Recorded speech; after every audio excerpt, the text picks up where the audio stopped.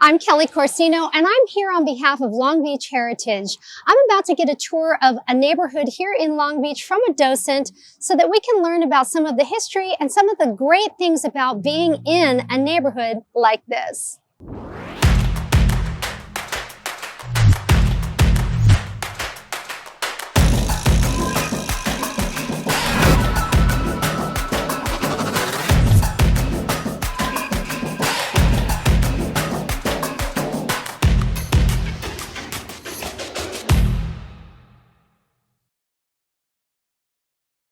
Hey there, I'm Kelly Corsino, and I'm here with Michelle Arend-Ekoff from the Craftsman Village Historic District here in Long Beach, and she's about to give us an amazing walking tour that I am so excited about. Thank you. And she's going to tell us where we're standing right now to begin the tour. Okay, so we're here today in front of our mural, which was dedicated in 2007, and it's a great place to start our tour because it's the entryway into our historic district. And we are standing on land that used to be Rancho Los Alamitos. Oh.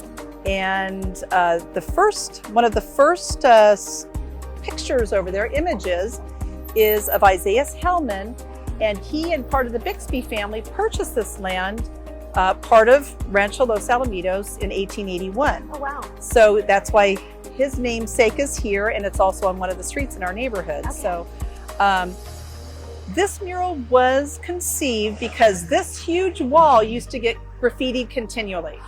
Oh. Continually. It was like a nice artist palette for the graffiti artists in our neighborhood. So we came up with the idea, we approached the city, and they gave us the go-ahead that this would be a great spot for a mural. And these images that you see here are like stickers on a piece of luggage. When people used to travel back in the day, they'd put stickers on their steamer trunks or their luggage. Yeah. So with community input and the artist, Art Mortimer, we conceived these images here. They depict each one of the streets in our neighborhood. Oh, fantastic. So there's Walnut and Orange Avenue.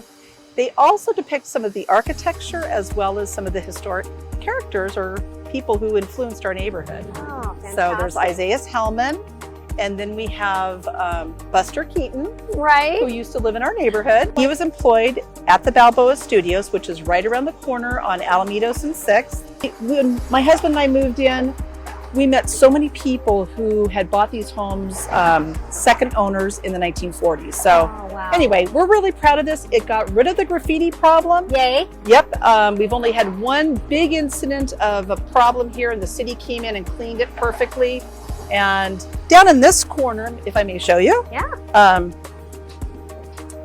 this has gotten a little bit faded over time, but it shows the mural committee down here, and then the participants. And what was really cool about this mural is the kids, the youth in the community, were taught by the artist how to draw out these images and paint them. So he actually taught them how to do this. Oh, and then we adults and the kids did the underlayment, which I think is called Jesco. So yeah, so the kids painted all this with the help of the artists. What I wanted to say about our neighborhood is that it was established in 1992, our historic district, and the period of significance of the homes is between 1902 and 1928. So we're going to go by a house later today on Hellman that was actually built on site. So. Yeah, so next we're going to walk down Orange Avenue and we're going to see our traffic circle. Fantastic. Okay, let's go. Okay, so the next project that we have in our neighborhood that our neighbors collaborated on is our traffic circle.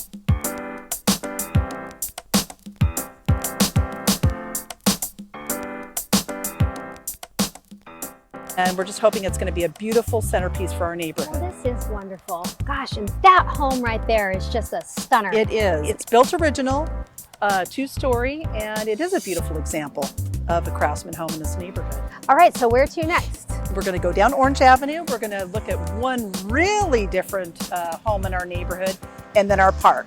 Okay, let's go.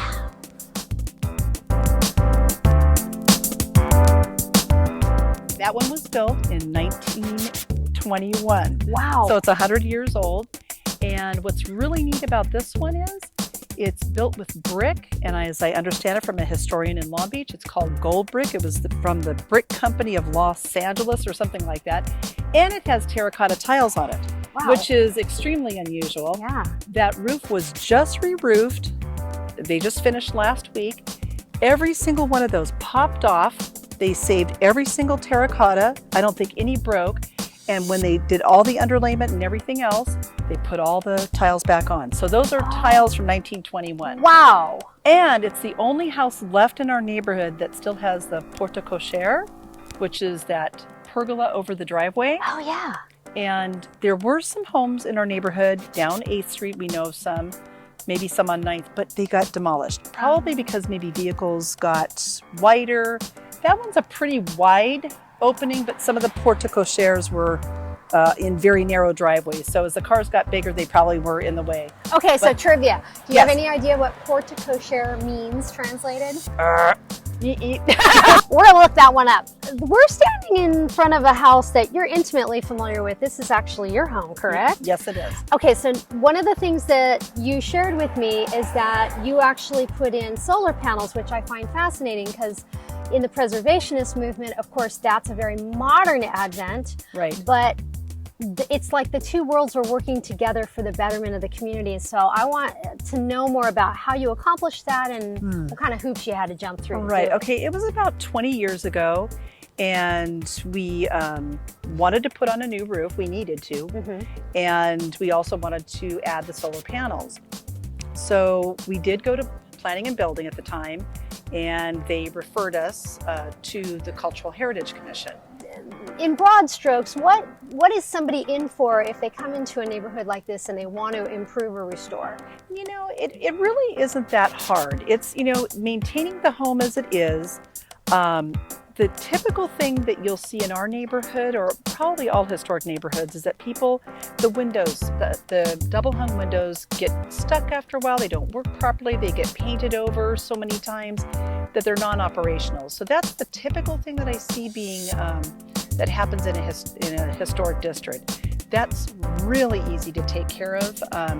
When you want to do any kind of improvement on the exterior of your home, you have to go to the City of Long Beach, apply, get a permit, and then that address comes up, and then it shows that you live in a historic district, and then you can get a certificate of appropriateness if it's an appropriate allowed improvement.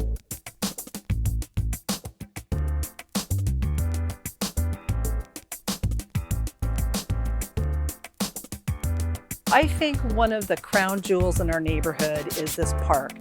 And I say that because it was really, really a community effort to get this park going.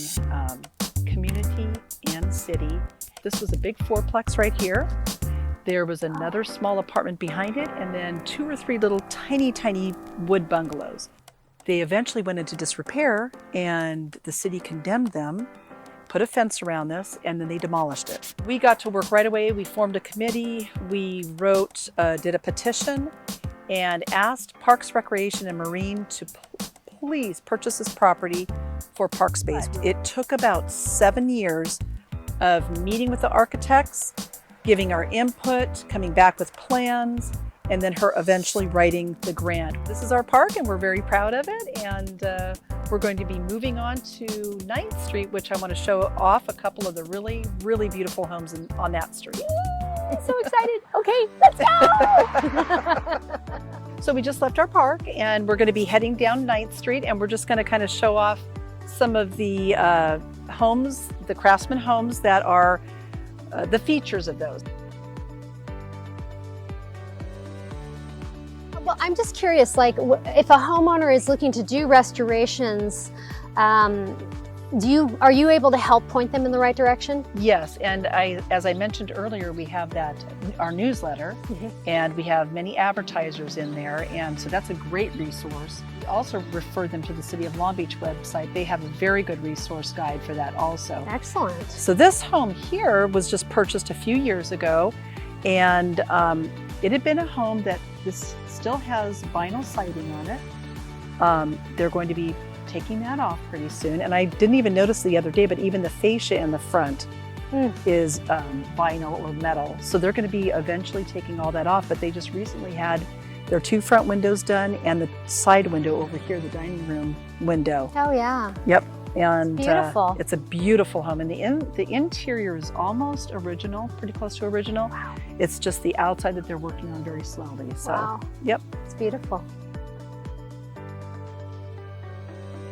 So I wanted to show you this home here. I love this house. Yes, the story that I told you earlier about the man that grew up in the neighborhood and who got to meet Buster Keaton. Yes. He actually grew up in this home. Oh my This gosh. is, we still call it the Soukup home. It's owned by another family now, but this is all original. It's all beautiful. Oh. And it's a great example of an earlier craftsman. I think it might be like in 1913. It's up on the plaque up there. But yes, this is just beautiful.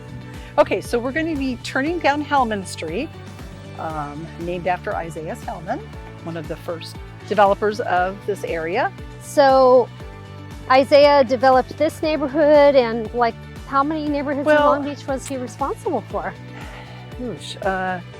He purchased about 5,000 acres along with the Bixby family, a portion 5,000 acres of the Rancho Los Alamitos. So it encompassed part of this area down towards the beach, which is Alamitos Beach, and then probably a little bit east of here. So this is Toledo Walk. Okay. And this is one of the only that I know of in Long Beach walking streets in the city of Long Beach. Oh my gosh.